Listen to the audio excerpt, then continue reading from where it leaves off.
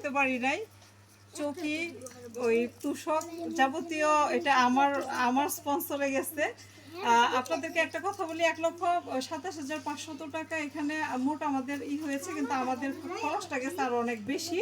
বাকি খরচটা আমরা কিছুক্ষণ পরে, হ্যাঁ, আরো আছে, ওইটা আমরা পরবর্তীতে হিসাব করে আমরা ওইটা ছবির নিচে দিয়ে দিব। অর্থাৎ বাকি খরচ যেটা, এটা আমার পক্ষ থেকে মানে বহন করা হবে। বা আমার আমার আমার পক্ষ বলতে আমাদের সাংগঠনিক বিষয় আর কি, যেটা বর্তমানে আমাকে করতে হচ্ছে। তা আমরা আজকে এখানে আমাদের আমি পরিচয় দেয় না, স্যার চিনে নাকি আমি জানি না।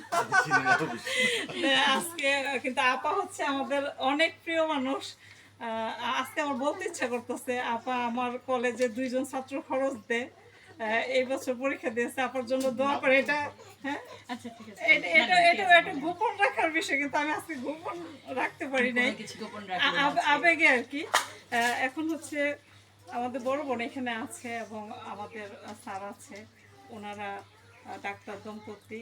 আমরা এখানে নিয়ে আসার পিছনে আরেকটা কারণ আছে, এই এলাকার যে আপা সবসময় হেল্প করে পিছনে থেকে, কিন্তু কখনো এলাকায় আসা হয় নাই।